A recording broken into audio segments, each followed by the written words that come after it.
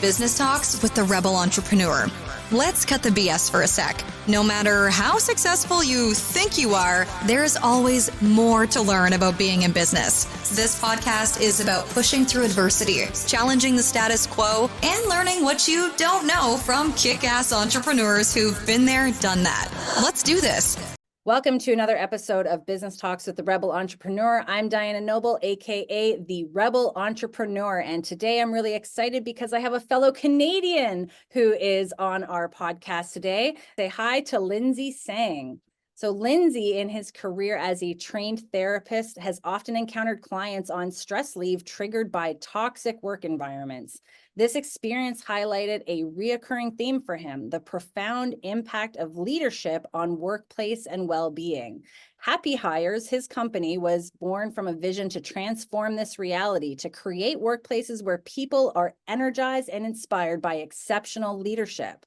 At Happy Hires, Lindsay partners with CEOs and owner-operators of small to medium-sized enterprises committed to excelling in leadership. He offers strategic planning, executive coaching, job benchmarking, and dynamic team workshops. Hey, Lindsay, how's it going today? Hey, it's going well. I'm Good so to glad. glad to be on this show with you. Yeah, absolutely. Thank you so much for reaching out. I always love speaking to amazing entrepreneurs, and especially, like I said, fellow Canadians. We don't get a lot of them on the show necessarily, so that really makes my heart happy. So tell me a little bit about, today we're going to be talking about strategic planning a lot, why you SOAR instead of SWAT. So in your opinion, why is strategic planning important for businesses? Yeah, so I was thinking about this. If you look at the textbook definition of leadership, it is the interactions between a leader and his followers towards a vision. Mm-hmm. And so that is why, you have to have strategic planning. If you don't have a clear vision, a path forward, then it's really hard to, really achieve anything. I mean, you could achieve something, but it might not be in the right direction, right? So it is kind of shocking if you do a quick search on Google, like I did, you'll find that 63% of people or employees don't actually know the vision of their companies, which is a shocking amount of people, which is also why it's not surprising that a lot of companies are not really flourishing as much as they could be. Mm-hmm. And it's funny that you say that. I've done a lot of strategic planning in the nonprofit world. And anytime that I'm talking about board governance, I always poll the audience, if you will, and say, do you know what the mission and vision are of this nonprofit, for example? And you're right, absolutely. Most of the time, nobody has any freaking clue as to like why they're doing what they do. And certainly when it comes to businesses, it's the same sort of thing. And so, what impact do you think that has on the success of an organization if people aren't aligned? When I first started, I was working nonprofit. And most of the people I was leading were there as volunteers. And so you can't get them to do things for you if you don't have a strong vision, because you don't have money to give them, right? Right. But the organization I was a part of was drilling that in. Like, we were very clear what our mission was. Every single week we're hearing it, the frequency of it. And that's what brought me into it. That's what roped me into it. I saw the vision. I got excited about it enough to say, you know what, Dad, Mom, instead of using my degree, I'm going to go and join this nonprofit. And they were not too happy about that, but it worked, right? So I think that it's really a pity if your organization does not have a clear vision and mission, or if you do, but it's not well communicated and nobody knows it. Yeah, because especially again, now we're talking about nonprofit instead of business, but regardless, I mean, the two are pretty similar in that a lot of people, they go to work for companies that they feel like they're going to get something out of it. And that something that they're going to get out of it is not always necessarily, contrary to popular belief, not always necessarily based on the money that they're going to make. There's a lot of people who, if they align with the direction that the company is going, the people that they serve, what they're doing to improve the lives of others, then they're willing to be bought into that and to do their best because it hits them on another level. Yeah. Yeah, if you want to imagine two circles, this is one of the surveys actually on how to assess whether someone is identifying with their company or not. So they would show two circles that are far apart, me and my organization, and then they would show how close they are until they overlap a little bit. And people can answer using that visual of how closely they identify with their organization. And you can see studies after studies after studies show that people with a higher identification with the organization, they're just going to perform better. They're going to be more engaged. They're going to have better satisfaction. They're going to, it's going to have a better bottom line for the company. Yeah. So yeah, and I would say that a huge part of that would be having a buy-in to the mission, vision, and the values of the company. Absolutely. Let's talk about this concept of SOAR. So SOAR as an acronym stands for strengths, opportunities, aspirations, and results. So many of you that are listening right now or watching, you've probably heard of a SWOT analysis, which is strengths, weaknesses, opportunities, and threats, which is something that those of us who are facilitating strategic planning typically guide our clients through. I'm sure that you've done that in the past, but I really find this SOAR model very intriguing. How did you come across this approach, and what advantages have you observed in using appreciative inquiry into strategic planning? Yeah, so this would come in from my studies. I was looking at different organizational development articles. And when I read this, immediately I just aligned with it. Like I knew that this was something I would want to get behind. Positive psychology is in the realm of science pretty new. Okay. It's not that new, but it's pretty new in the realm of science. And the whole idea is that most of the studies we've done in the past were on negative psychology. So it's like on what's not going well, right? But not many people were studying on the flourishing of human beings.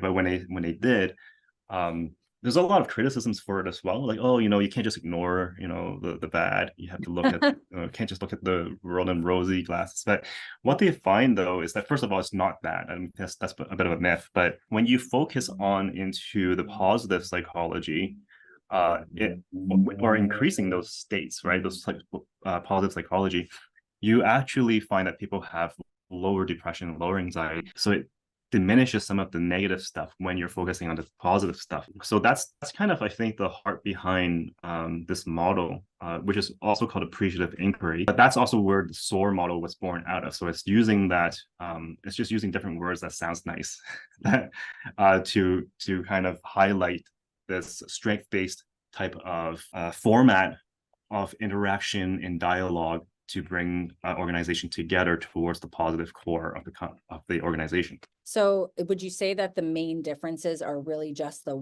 verbiage, or are there other differences as to like SWOT versus SOAR?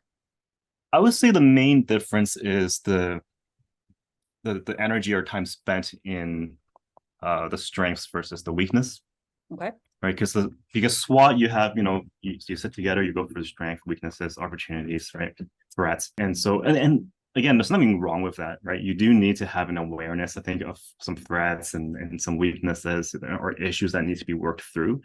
But with the appreciative inquiry model, it's pretty immersive, because what you want to do is bring in a collaborative discussion at every level of your organization, and including stakeholders from outside, even like customers, right?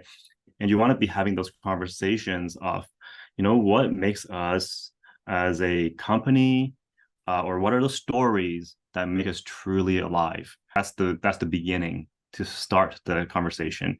And good questions guide where your mind goes, right? So when you're asking those questions, then everyone's getting buy-in, everyone's getting excited, and everyone's talking about, yeah, these are the few things, and with all these conversations, you can, in the leadership level, start honing in on the core things, right? Here's a couple of things about our company that is what makes us shine, right? And then now everyone's excited about it, because it's not just the language from the leadership, but the language that happened in the dialogue all along.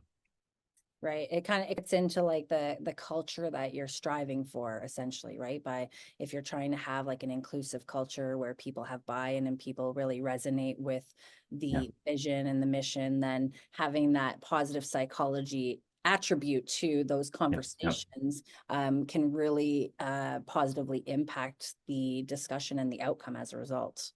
Yeah. And I mean, I want to use this story as an example, right? Like, let's take a random sales company, right?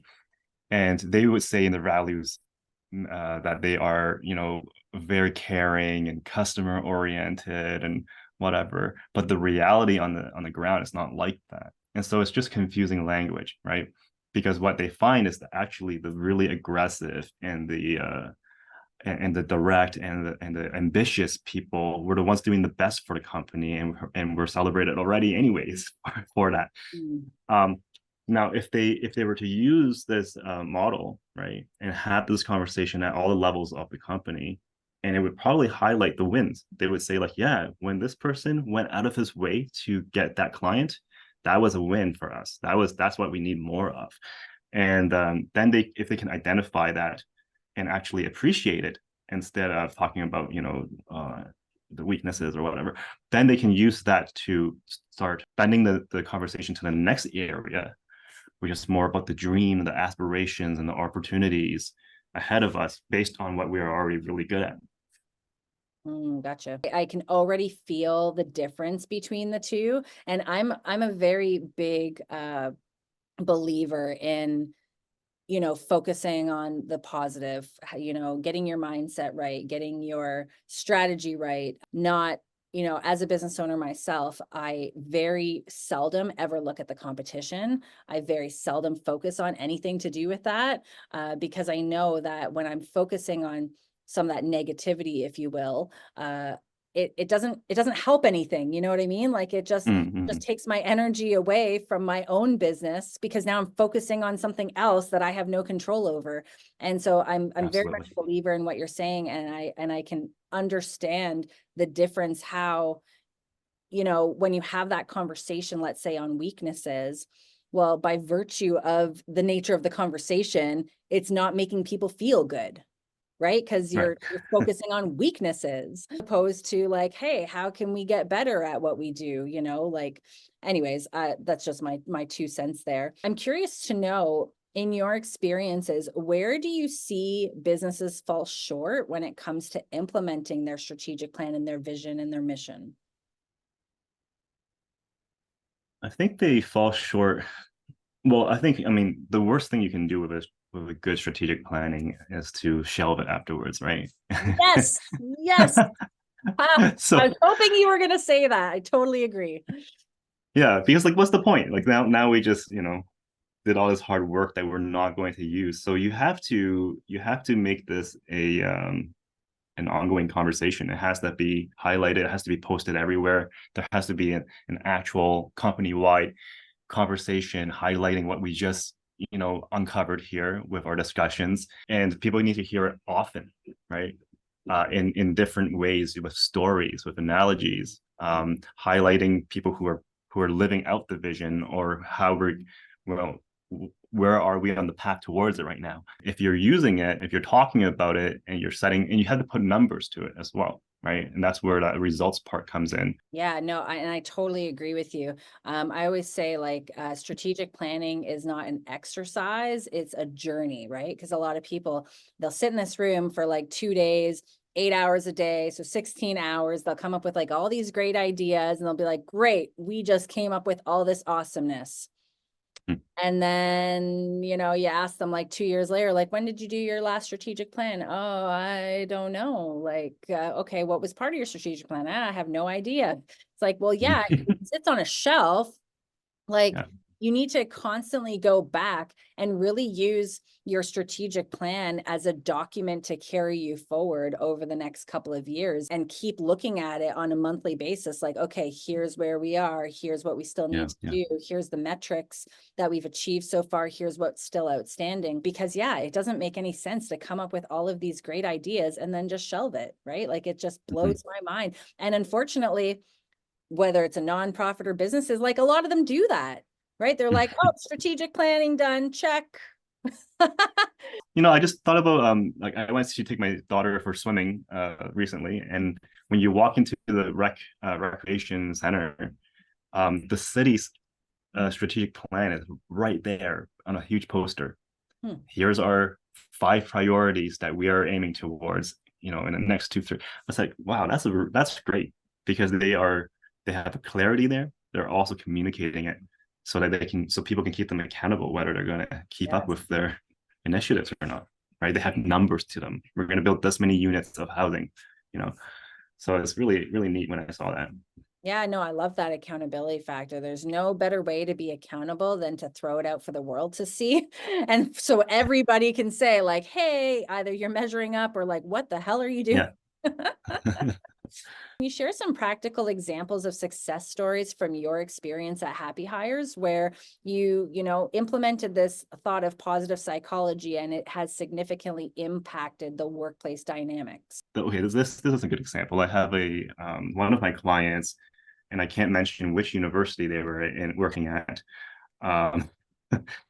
but they actually at different levels of the university is using an appreciative inquiry model for change. And so it's neat to hear from their perspective of how it draws together everyone onto the same page for their vision. So that, I think that's a win, right? Because the client I was talking with, I mean, she was a leader, but she wasn't like the top leaders, but she was excited about the process. And so that's from a grounds up perspective. It's like, yeah, no, this is a cool, I can get behind that. I want to be a part of that process. So I think that's a win for sure. And that's pretty, so I'm thinking about your question for it being practical.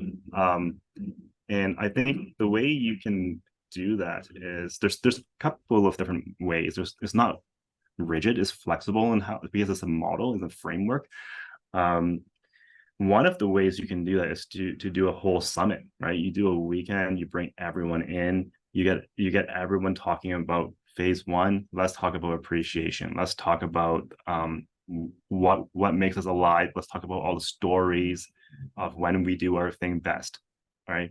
And so and round tables, everyone's talking about it, and a few people are standing up and sharing, and then a few, and then you're gathering those stories, and then you're compiling those stories and highlighting the few that or the themes that kind of come out of that, right? Same thing, then you move on to the next stage, right? Then it's like, okay, based on this, what's our dream? What's our aspirations for this? So I know I'm flipping the letters a little bit here with O and R. I'm sorry, O and A, opportunities and aspirations. It is weird that they use it in that order, actually, because when you look at appreciative inquiry, those two are flipped. Okay. It probably just sounds better as like an well, yeah, it sounds better than or whatever. So yeah. So then you move on to the opportunities. And so I think for good strategic planning, and this is something that I didn't mention earlier, and I think you would agree with me too, is that when you're looking at say a 2-year plan, you really don't want to have too many opportunities. You don't want to have too many initiatives. The major strategic initiatives or outcomes that you're looking for in that time period, the ideal would be 3 to 5, and the max really should be 7, right? And so that would be another pitfall, is to have too many of those and trying to do it all, because then it's not a strategic plan anymore. It's really just a wish list, right? So the point is to laser focus on the few things and make those the absolute priorities, and making sure that they happen, right? And that's part of the process of, when you can't get to the results part of the SOAR, is when you want to, the outcome of it should be between 3 to 5, maximum 7 major initiatives or outcomes that you're looking for.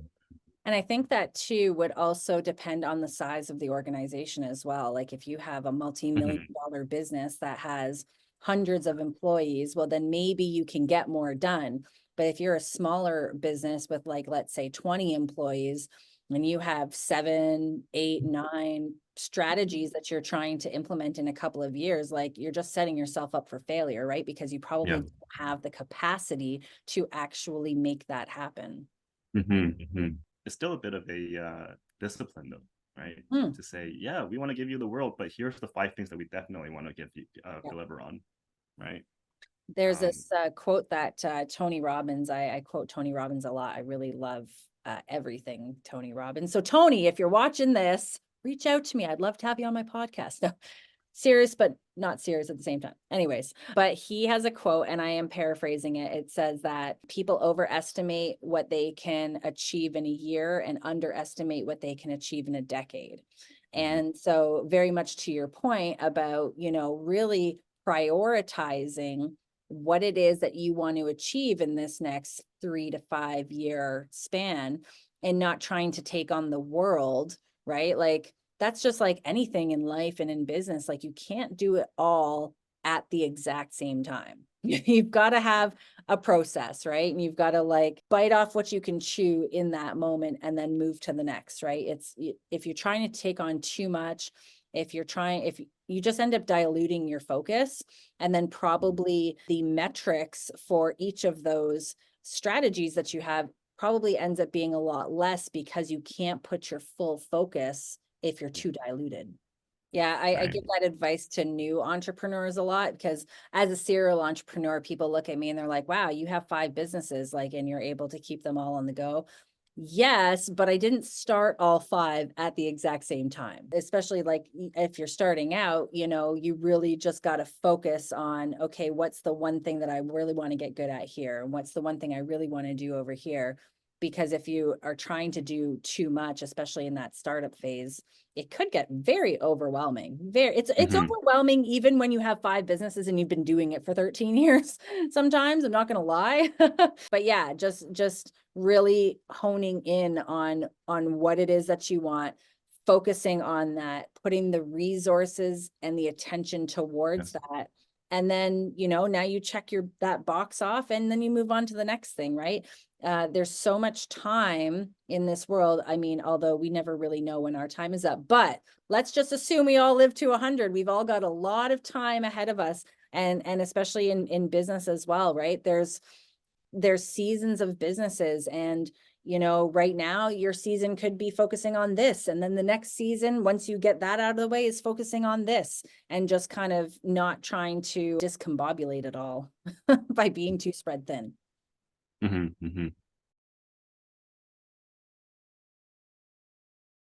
If somebody is interested in learning more about this process or even working with you in this process, how would they reach you? What does that look like? Yeah, so the best way to reach me is through my website, which is happyhires.ca. I love the name, by the way.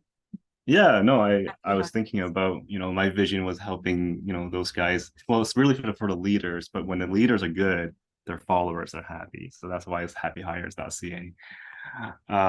But yeah, so there's a diagnostic on my website, and what it does is a shorter version of a bigger assessment that I like to offer to my clients, and it's called the Prioritized Leader Assessment.